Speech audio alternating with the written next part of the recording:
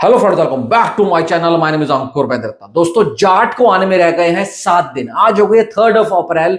7 दिन बाद जाट आपके नजदीकी सिनेमा घरों में रिलीज हो जाएगी। अब जाट का चलना उतना ही जरूरी है जितना चलना भाई साहब गदर 2 का था। रीजन मैं आपको बताता हूं। देखो, गदर 2 आई, इंडस्ट्री ने उसको दरकिनार करा। कोई भी बड़ा एक्टर, बड़ा प्रोड्यूसर, बड़ा डायरेक्टर उस फिल्म के फेवर में नहीं आ रहा था, उसके सपोर्ट में नहीं आ रहा था। सलमान खान, मैं देखो हमेशा बोलता हूं, उससे बड़ा दिल वाला एक्टर कोई नहीं है। उनका वक्त अभी खराब चल रहा है। वो इकलौते एक्टर थे। जब सनी देओल को 40 करोड़ की ओपनिंग लगी थी ना, तो भाई साहब सलमान खान ने बोला था, आई थिंक यही कि 2.5 किलो के हाथ की 40 करोड़ की ओपनिंग।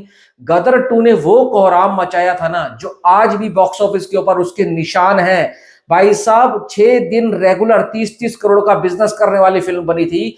उसको अगर 5,000 स्क्रीन मिल जाती ना, तो वो फिल्म ऐसा धमाका मचाती, ऐसा धमाका मचाती, कोई सोच भी नहीं सकता। क्योंकि उस पर ऑक्यूपेंसी इशू आए थे। पूरे के गांव, कस्बे के कस्बे, सरपंच भर भर के भाई साहब सबको लेकर गए थे। ट्रैक्टरों में पब्लिक फिल्म देखने जा रही थी। गदर 2 पे ऐसा भाई साहब धाकड़ कलेक्शन आया था कि वहां पर जो है ना, कहने का मतलब है असली मास ऑडियंस, असली वो जनता जो देहात में रहती है, गांव में रहती है, जो जमीन से जुड़ी हुई भाई जनता है ना, वो देखने गई थी। गदर के साथ ऐसा क्रेज था। अब अगर जाट चल जाती है ना, तो मैं आपको कुछ ऐसी फिल्में बताता हूं जो सनी देओल 101% उसके साथ दोबारा से आएंगे। क्योंकि देखो, सनी देओल ने कल क्या बोला कोमल नहाटा को इंटरव्यू में, कि भाई मैं ऐसी ही फिल्में बनाना चाहता हूं जो आम जनता के लिए हों, जो अपनी हिंदी सिनेमा की ऑडियंस पसंद करे। मुझे बॉलीवुड या फिल्में बनाना पसंद नहीं है, मुझे जमीन से जुड़ी फिल्में पसंद है, जो कि ऑडियंस के साथ हार्ट टू हार्ट कनेक्ट करे। अब मैं आपको एक चीज बताता हूं। देखो, कुछ लोग बोलते हैं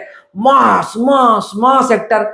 मैं ना आधे यूट्यूबरों से ही पूछ लूं ना, मास सीन की डेफिनेशन क्या है, चलो आज आप बताओ मास सीन की डेफिनेशन क्या है।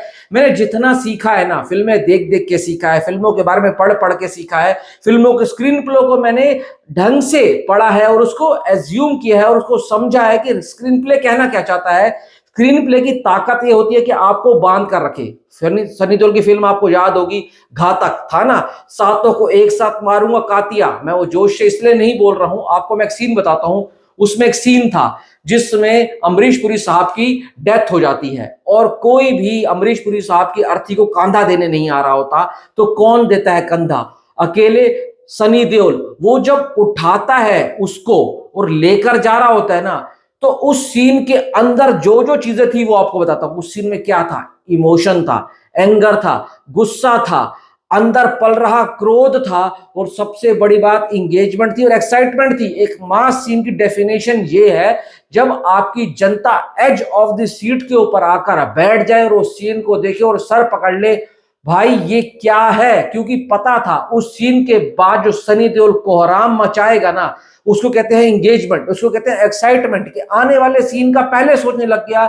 उसको कहा जाता है मास सीन। एक और आपको डेफिनेशन बताता हूं उसी सीन मूवी में। वहां जब सनी देओल बोलता है, अपने भतीजे को लेने जाता है, सातों को एक साथ मारूंगा कातिया, और वहां वो छोटा बच्चा मुन्ना जो पत्थर उठा के कातिया के सर पर मारता है, तो वो वहां पर डायरेक्टर क्या दिखाना चाह रहा है? वहां पर डायरेक्टर दिखाना चाह रहा है एक छोटे बच्चे का खून खोल रहा है। वो देख नहीं पा रहा, अपने चाचा की बेइज्जती हो रही है, उसके बाप की, उसके दादा की बेइज्जती हो रही है। वहां पर डायरेक्टर बताना चाह रहा है कि भाई जो सामने जनता बैठी है ना, वो भी एक्टर के साथ कनेक्ट हो रही है। वो बताओ, बॉलीवुड भूल चुका है, ऐसी फिल्में बन ही नहीं रही हैं। आप इंडियन देखो, आप सलाखे देखो, अर्जुन पंडित देखो, जीत देखो, एक से एक सनी देओल की ऐसी फिल्में थी जिन्होंने मास का ना भाई साहब अलग ही लेवल पर चला गया। सबसे बड़ी फिल्म तो दामिनी, उससे बड़े डायलॉग्स कहां थे? वो 2.5 किलो के हाथ वाला, भाई मैं कह रहा हूं वो फिल्म नहीं थी, वो इमोशंस थे। वो सनी देओल साहब ऐसे गायब हुए ना, जैसे दूध में से मक्खी निकालकर गायब कर दिया जाता है। पर अब वो वक्त आप दोबारा लेकर आ सकते हो। कैसे लेकर आ सकते हो? आपको कुछ नहीं करना है, जाट को किसी तरीके से आपको 100% ना, कम से कम 250-300 करोड़ क्लब में लेकर जाना है। जब 250-300 करोड़ में लेकर जाओगे ना, तो डंका दोबारा से बॉलीवुड में बचेगा। वो राजकुमार संतोषी साहब, वो जो लाहौर 1947 लेकर आ रहे हैं ना, उसके बाद वो जरूर कुछ ना कुछ प्लान करेंगे। सोचो, अगर जीत 2 अनाउंस हो जाए, अगर घातक 2 अनाउंस हो जाए, अगर अपने 2 अनाउंस हो जाए, अगर भाई साहब मैं आपको बताना चाहूं कौन सी मैंने फिल्म लिखी थी, दामिनी 2 अनाउंस हो जाए, अर्जुन पंडित दोबारा से आ जाए, तो आपने जो गदर 2 में 500 करोड़ का आंकड़ा देखा है ना भाई साहब, मैं बता रहा हूं ये सारी फिल्में वही कर कर जाएंगी। अभी तो आपको पता है बॉर्डर 2 जब आएगी तो आपको पता लगेगा कि बॉर्डर 2 क्या करेगी, क्योंकि बॉर्डर के साथ तो पब्लिक ऐसी जुड़ी हुई है कि हम सोच भी नहीं सकते हैं। तो हमारे को वो मास इरा, मास रैम्पेज अगर वापस लेकर आनी है तो जाट को भाई सक्सेस करना होगा। जाट को सक्सेस करने के लिए सिर्फ पब्लिक नहीं कर सकती है, ऑडियंस, मतलब डायरेक्टर मेकर्स के हाथ में भी है कि वो किस तरीके से इस फिल्म को उन्होंने बनाया है कि पब्लिक के साथ वो इमोशनली कनेक्ट होगी नहीं होगी। अभी तक जो भी इनका आउटपुट आया है ना, जो भी इनकी एसेट आई है वो बहुत बढ़िया है। गाना ले लो, गाना सॉलिड आया था, टीजर ले लो, टीजर सॉलिड आया था। वो सॉरी बोल तो ऐसा वायरल हो चुका है, मैं आपको एक बात बता दूं, ये मीम्स पर बहुत चलने वाला है। और जब ऐसे ही कटआउट निकल निकल कर बाहर आते हैं, पंच लाइन बाहर आती है ना, तो फिल्म की हाइप बनती है। सनी देओल साहब का मुझे लगता है वो दौर वापस आ सकता है, बस जाट का चलना जरूरी है।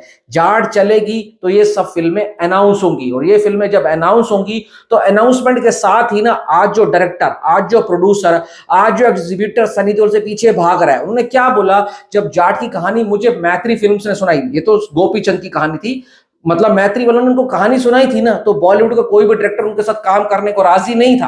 उन्होंने बोला बॉलीवुड में कोई बनाना नहीं चाहता था, तो उनको भाई साहब जाना पड़ा, कहां जाना पड़ा, साउथ जाना पड़ा। गोपी चंद ने अपनी कहानी उनको भाई साहब नरेट करी, तो वो सनी देओल को इतनी पसंद आ गई कि उन्होंने कहा पहले इसी पे काम करते हैं। तो ये सोचो अभी भी मैत्री मूवीज की जो कहानी थी वो वहां आई, वहीं की वहीं है। उसको डायरेक्टर भी मिलेगा, प्रोड्यूसर भी मिलेगा, एग्जीबिटर भी मिलेगा, और भाई साहब बड़े बड़े स्टूडियो भी मिलेंगे। आपको एक और बात बताता हूं, पृथ्वीराज बन रही थी, पृथ्वीराज के लिए डॉक्टर चंद्रप्रकाश द्विवेदी आदि चोपड़ा के पास स्क्रिप्ट लेकर गए। उन्होंने बोला पृथ्वीराज के ऊपर कहानी मैंने लिखी है, तो उन्होंने बोला हीरो कौन होगा। आदि चोपड़ा को बताया गया जब डॉक्टर चंद्रप्रकाश द्विवेदी ने कि मैंने सनी देओल साहब को ध्यान में रखकर पृथ्वीराज की कहानी लिखी है, सम्राट पृथ्वीराज की, सॉरी।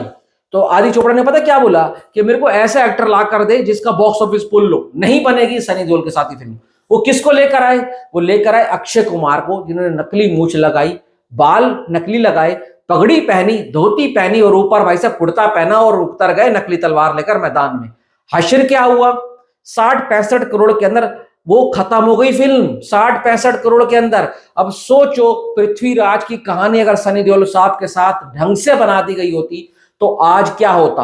अभी भी ऐसे शूरवीर योद्धा है, महाराणा प्रताप भी अनाउंस हुई थी, राजकुमार संतोषी ने अनाउंस करी थी, उस वक्त आई थिंक ऐश्वर्या राय के अगेंस्ट में थी, तो बट वो भी नहीं बनी। तो ये सब दौर वापस आ सकता है, असली मास एक्टर वापस आ सकता है, बस जाट का चलना जरूरी है। जाट चलेगी तो ये जो मैंने आपको बताया ना, ये सब दोबारा होगा, और हम और आप उस चीज के विटनेस बनेंगे। क्योंकि जो हमारी जनरेशन है ना, हम उस सिनेमा को थिएटर में नहीं देख पाए थे।